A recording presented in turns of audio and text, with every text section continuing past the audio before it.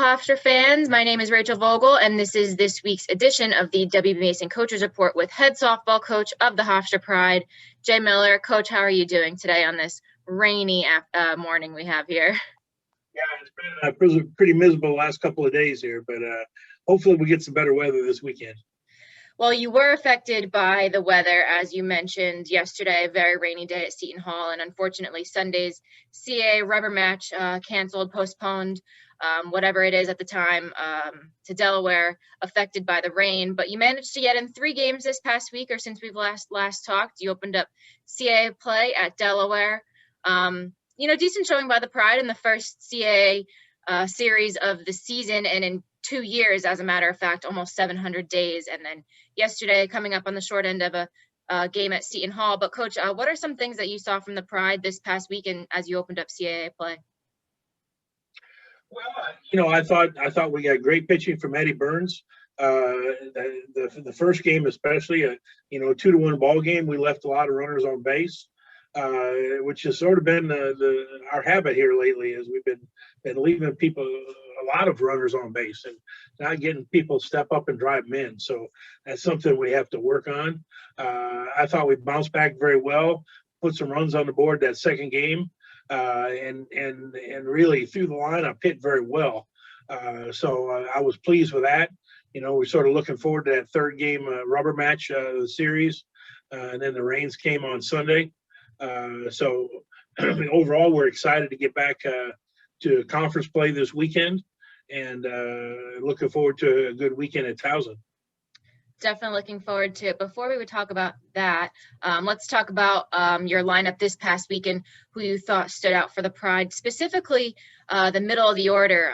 Talking Devin Lasco, Angelina Iapolo, who have really stepped up this season for the Pride. I know last season Devin sat out due to injury, and obviously Angelina, she was named to the NFCL Region 3rd team as a freshman, but she's back now, and she's really grown into a leadership role in the lineup. So let's get this started by talking about what those two mean to the lineup and your team. Well, they're huge for us offensively. Obviously, not only did Devin does a great job defensively behind the plate for us, throwing runners out, handling our pitching staff, but it's nice to see her be able to contribute like she has offensively.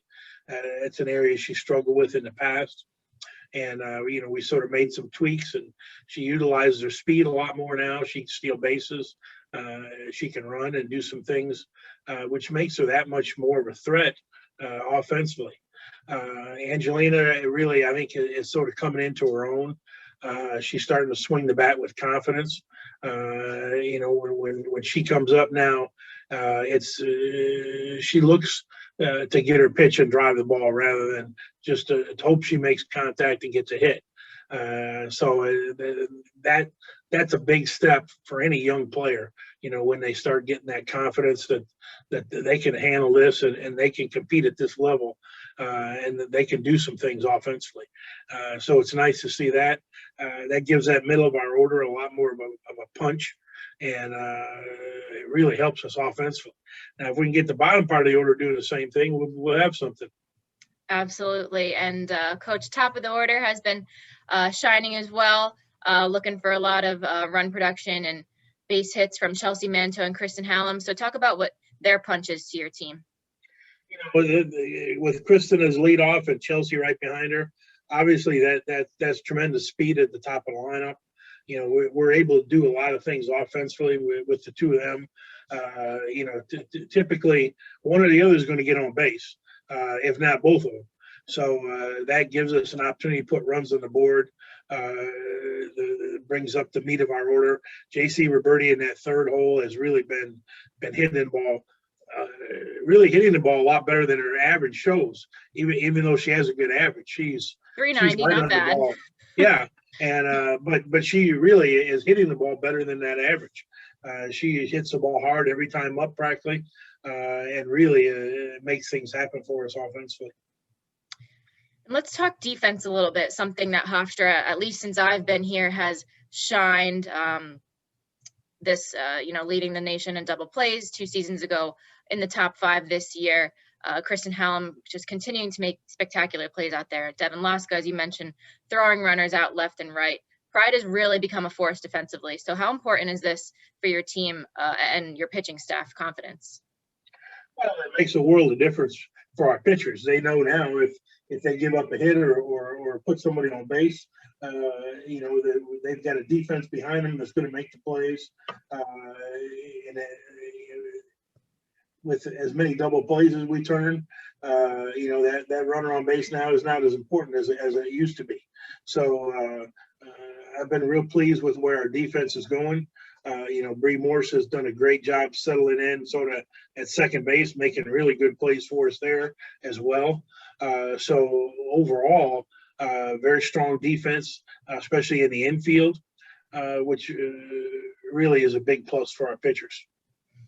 And finally, let's just talk some of your strategy within the offense a little bit. Hofstra sees a lot of pinch hitters during the game. So I know Alexa Corbin got her first at bat this weekend, drove in 2 runs on a nice base hit up the middle, and Sam Ward's getting a few at bats here and there. So talk about what some of your pinch hitters mean to this team and your confidence in them as you pull them up into the plate. Well, I thought Lex did a great job this weekend. And then again yesterday against Seton Hall, she came in a key situation. And pitch at bat, if I remember correctly. Yeah, and was 0-2 in the count, and then 12 pitches later she walks. So she really battled and fought. I thought and did a great job for us. So with the way our lineup is, we've got a lot of slappers, a lot of lefties in the lineup, when we get a situation where we need people to drive in runs, sometimes the slapper isn't what you need offensively. You need somebody that can hit the ball to the fence or over the fence. So we've been using, kids like Lex and Sam and, Alex, Alia. We've got some more like that can come off the bench and provide a little pop offensively. We'll continue to do that. Excellent, Coach. Well, looking forward to this weekend, another 3-game series against the Towson Tigers, always a contender in the CAA. You'll start off with a single game on Friday. Schedule is shifted around a little bit due to some temperatures in the Towson area, but Friday, 1 p.m. for a single game, and then a doubleheader Saturday starting at 12. So, Coach, why don't you just give us a little bit of a scouting report on Towson and what you may see from them this weekend? Well, they hit the ball. They're going to hit the ball solid, and they've been putting a lot of runs up on the board offensively. Pitching wise, probably not as strong as some of the teams in the conference, but no matter who they throw out there, you still got to do the job offensively against them. So we're looking forward to getting going, and hopefully can have a big weekend for the Pride.